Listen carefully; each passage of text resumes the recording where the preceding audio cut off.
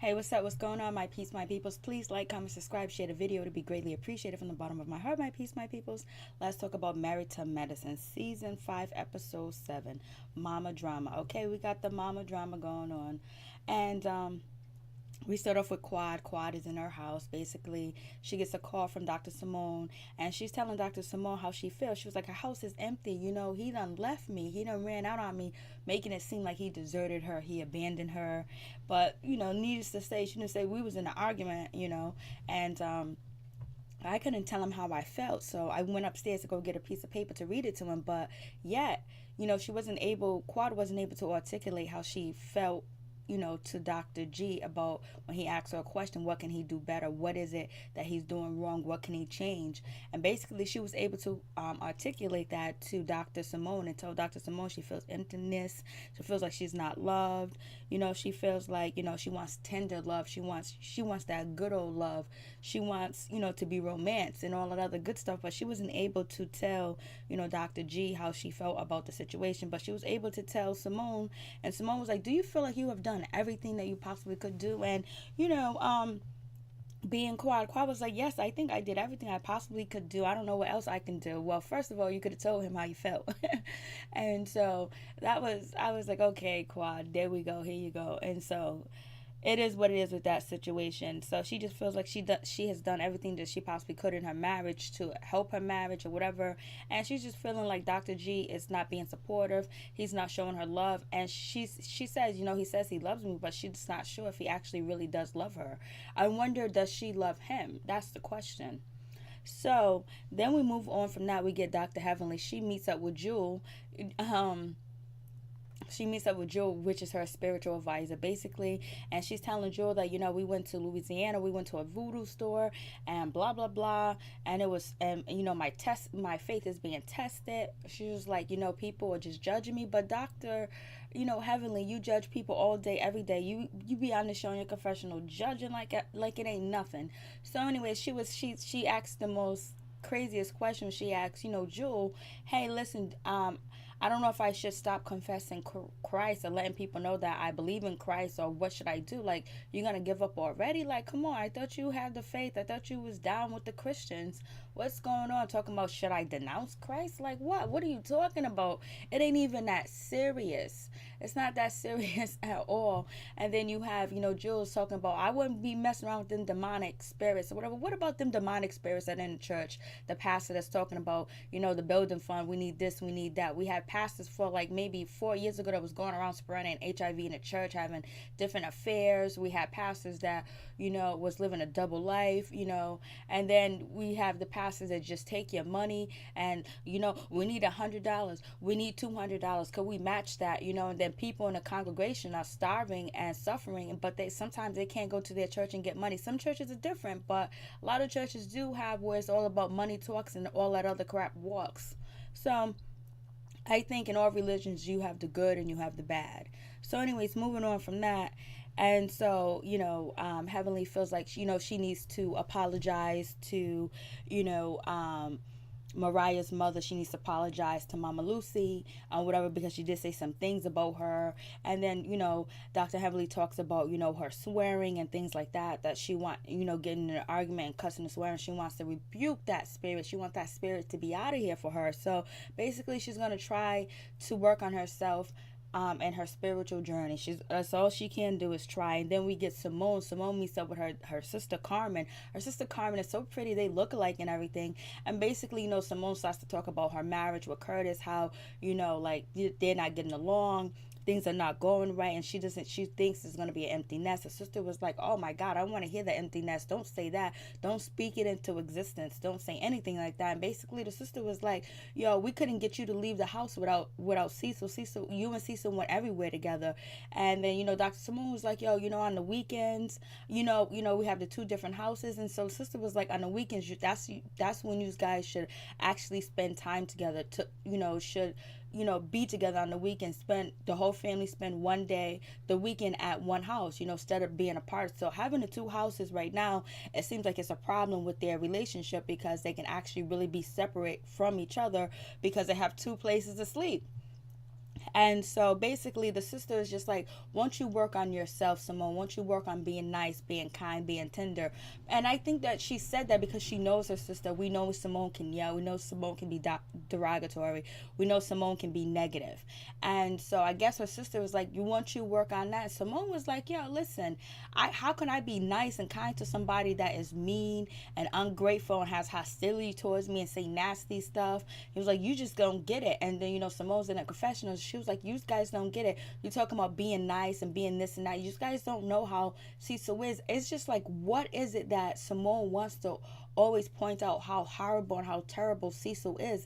Like, why would you want the world to see your husband in a bad light? We have seen Simone and not so much of a great light, but why is she so focused on everybody knowing that, Cecil's not a good person, Cecil's nasty, Cecil's mean, Cecil's this, Cecil's that? Like, why would you want that type of negativity to be exposed about, your husband and your child's father as well? Maybe you should work on how you expose yourself on camera, Simone. Basically, people think that probably that you're the nasty one, that you're mean, that you're yelling, that you're nagging. Well, then stop that behavior so people won't assume that about you, or you won't feel like you're the rough one. Because it's just like, why do you want him to be exposed in a negative light? That's your husband. When a camera goes off, that's going to affect your marriage. So we can understand why Kenya Moore don't want her husband to be on one of these reality TV shows, because it's like, it's pushed for like this agenda to show that Cecil is a mean person, whatever. And so then they did a flashback of Cecil and Simone having an argument or whatever, and the argument, they kind of tried to paint Cecil being nasty and being negative or whatever, but he was just in a heated moment of a conversation where I don't believe that he was being nasty. But I just don't understand why it's so important for Simone to actually just like show that side of her husband. Why not work on that side of your husband in private?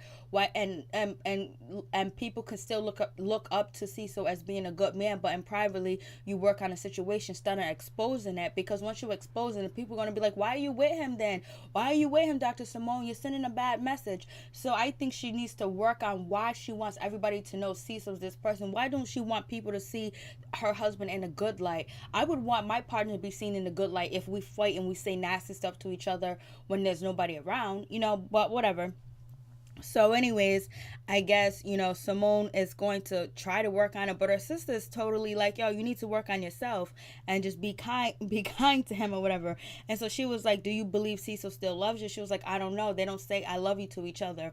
And she's not sure if Cecil still loves her and all that other good stuff. So I was like, damn.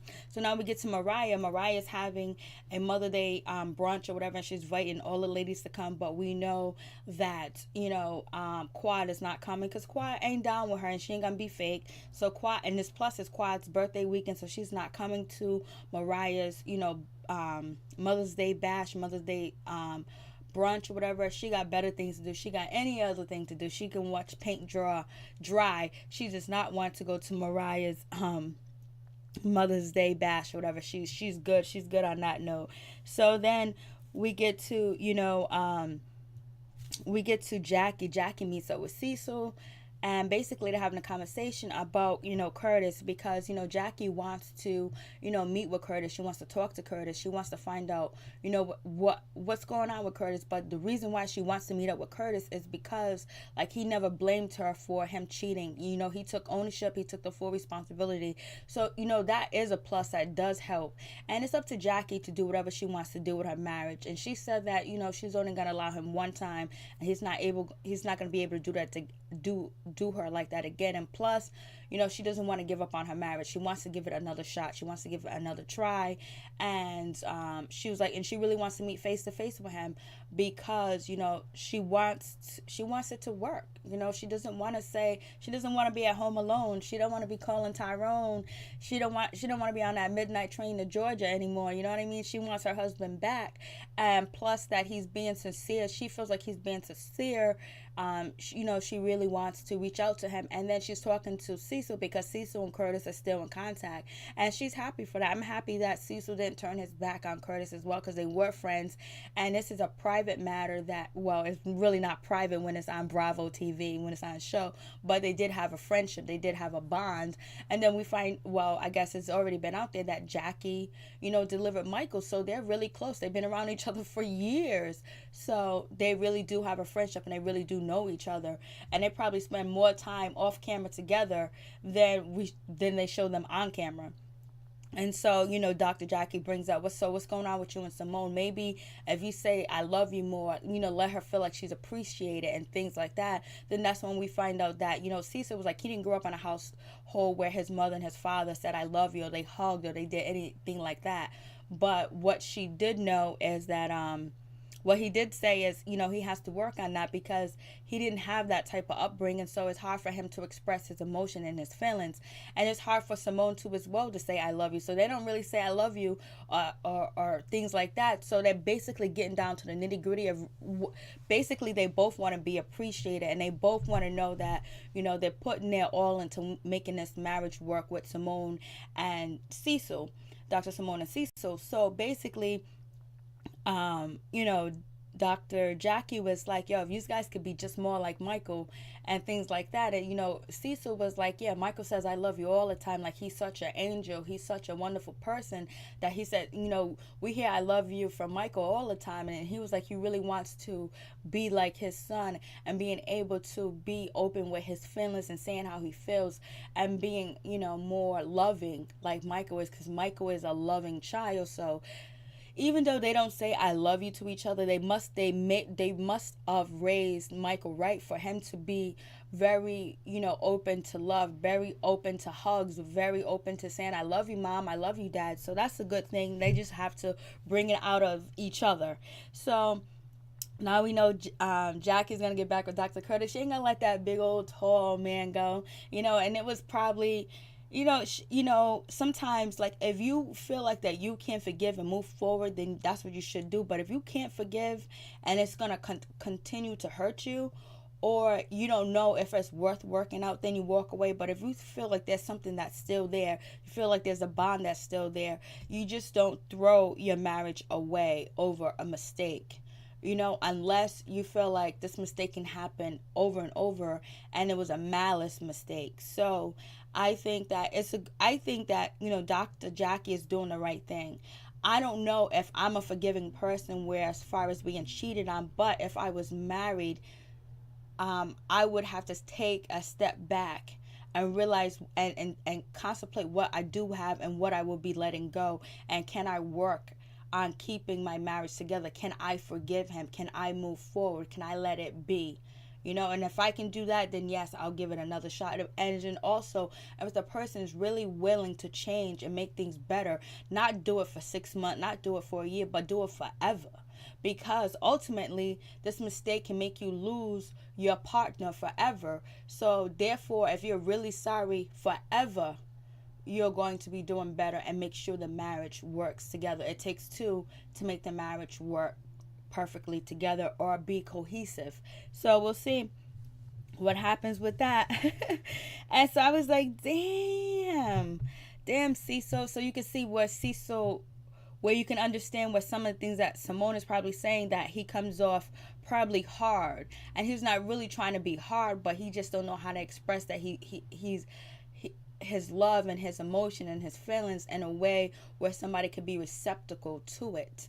So then we move on to, we get, Toya, Toya mother comes. Toya mother is beautiful. She's pretty. She's so youthful looking and everything. And then they're going to go to the Mariah's, Mother's Day brunch or whatever. It's all good. But then, who pulls up at Toya's house? None other than Quad. Quad pulls up in that beautiful core, and basically she's talking about, we're gonna be looking for residents or whatever. So then Dr. G calls, and then Quad is trying to ignore his call. I'm like, yo, why are you trying to ignore your husband's call or whatever? And she was like, no, he just wants to continue an argument. So it seems like their relationship is built upon drama, if it's actually true. And so, Toya was like, just answer the phone. So, Quad answered the phone, and she was like, well, I'm not going to be around tonight because I'm going to be kind of busy. So there's not going to be no dinner. He was like, oh, I knew you wasn't going to cook dinner. I knew that. I ain't worried about that. Knowing that she got a cookbook coming out, and she's like this, renowned chef now. She ain't even cooking a man dinner. Like, come on. So anyways, he was like, I knew that. So she clicked on him, and so, Toya was like, why you hang up on him like that? Oh my God. I knew you guys have problems, but this phone call seems so horrible. So Toya starts to cry. And so, Quad was like, come on, don't cry. And then, Quad is talking about a residency. But, Quad does confirm that Dr. G was right when he said that she blocks his call, because she said herself that when she don't want to be bothered with him, she blocks his call, she blocks his number, or she doesn't answer his phone calls. So it is what it is. Quad be dissing the shit out of Dr. G, and Dr. G, that's why Dr. G be all upset. He looks like he needs to release some of his eggs, because he looks like he's stressed out, and then Quad knows what she's doing to him by leaving him hanging, knowing that he's desiring her, and she's probably desiring Dr. G too, but she's so on that level where she has to be right, or you have to do right by her, or it doesn't seem like Quad has a lot of leeway for mistakes. She doesn't give you a lot of leeway for mistakes, or she doesn't, and she's not that so open to forgiving. She'll hold the grudge, because I don't know when she wrote the letters that she wrote to Dr. G long time ago, when she couldn't read it, when she went upstairs to try to read it to him, to get the letters to come downstairs and read it to him, and he left. So it seems like she's holding a lot in, and basically it seems like they need counseling. It seems like it's just petty stuff. Like Quad said, we argue over petty stuff. They're probably arguing over petty stuff because they are not actually doing the They're actually not releasing that stress with each other. Hopefully neither one of them are releasing that stress with anybody else. But it seems like they don't have a lot of hugging, kissing, and making out going on, if it's actually true, because Quad is a fantastic, magnificent actor. Like, you can't really call if she's really truly feeling the way that she is. And probably Dr. G is like, I don't know if she loves me either. And and Quad, I know Quad knows that Dr. G loves her, and I think Dr. G knows that Quad loves him, because Quad could have quickly left that marriage, and Dr. G could have left that marriage, because they both are doing well. Like, they both have, some type of nest egg where they can move forward. And I believe they're still together because they really do have a love for each other, and they love each other, and they respect each other, but they don't know how to tell each other how they feel and how they appreciate one another, or communicate. And it's just like, damn, Dr. G, you should be able to communicate better with her. And Quad, come on, you're the lady of communication skills, and you got a talk show and all this other stuff. Talk to your man. Stop blocking his calls. But you know what? I don't blame her, because I ain't trying to ride around and argue with you. I'm trying to forget about the drama that we got going on. I'm out here in these streets. So anyways, Toya feels like that Quad is about to get a new apartment or somewhere to stay, but no, she's getting a G-Wagon. See that G-Wagon? That G-Wagon's on point. Quad got beautiful taste. It costs $170,000 and change. And then so Toya was like, why are you doing that? Like, you don't purchase things without letting your husband know. She was like, well, he buys the shit that he buys, and I buy what I can buy, because we both can afford it. But usually it seems like they're working their marriage separately, not together, where usually husband and wife communicate when they make huge, large purchases or whatever. So it is what it is. And Toya was like, I was in debt. I was spending all of Eugene's money. I know not to do that no more. But, Carter, on the other hand, is like, I'm making my own change. I'm making my own cheddar, so I can spend it like I want to spend it. He don't ask me, and I don't care when he buys stuff, because if he wants to buy something, then he can buy it. It's all good. So it is what it is. I don't know if Quad is living above her means, but it is what it is. $170,000. She's making that change. So, but Toya did have a wonderful point. It's like, why you guys are not communicating your purchases or anything, because you don't want to be in a situation where you owe the tax man, and you guys should be able to communicate about when you buy things or whatever. So it seems like they're not really communicating at all. So I think Quad needs to make a luxurious meal, and they try to talk about communicating with each other, whatever, but it doesn't seem like. And so then we get Dr. Heavenly. Her son comes home from college. He's a very handsome young man, and he's washing his clothes. And basically, Heavenly wants to put some type of value in her children, because both for all her children have a two, she's a dentist, and their father is a doctor. So basically she feels like they're privileged, and she wants her son to do some work. She wants her kids to work for the money. You see how she be putting her daughter on camera 24/7, making that money, working. Ain't not. That's one thing I could say about Dr. Heavenly, is like, she understands the value of money. She understands that she wants her kids to understand the same value of money, and not to think that money grows on trees is that easy. And basically she wants to teach them some things. She don't want them to be spoiled or rotten or whatever. She don't want that to happen. She don't want that to go down with her kids at all. So anyways, we get into, we see Janice. It was so nice to see Janice. Janice always looked fabulous. And basically everybody's showing at Mariah's, Mother's Day brunch. Everything's going well. Everybody has on yellow and white. It looks good. Everybody's doing their damn thing. But guess who's acting up? Mrs. Renee. Mrs. Renee is like, she's not good around adults. She's not a good around people, a grown adult. She's a good around kids. Kids are her forte. She's a loving, wonderful, caring person when it comes to kids. And she relates more with kids, and she likes kids more because you know what? They don't have that type of rotten attitude where they think they're better. Like, they're still learning. They're still maturing. Their brains are still shaping, and she has a part in shaping that. So she's a kid person. Like, she's the type of person that if you have adults in one room and kids in the other room, she's gonna go for the kids. She's gonna have a better time with the kids. But anyways, she's over here, and she tells the ladies that when she gets mad at Contessa, she calls her a black Dr. B-word. I'm like, yo, and everybody's just looking like, I can't believe she said this. It seems like they done gave Miss Renee some malt liquor back in the car. They gave her something to drink, or she's just that nervous where she feels like she has to pick on Contessa or whatever, or maybe she feels like she's out of place with all these ladies that seem to be well off, well to do, with husband, kids, and very wealthy. Maybe she feels out of place, and maybe she just want to be with the kids or whatever. So then she's showing out. She's talking out of turn, she's talking loud, but she was the only entertaining thing at the party. And basically she's talking about she wants to listen to some Chicago music. Then Toya was like, we'll have some Donnell Jones on all day, back and forth, and she's laughing.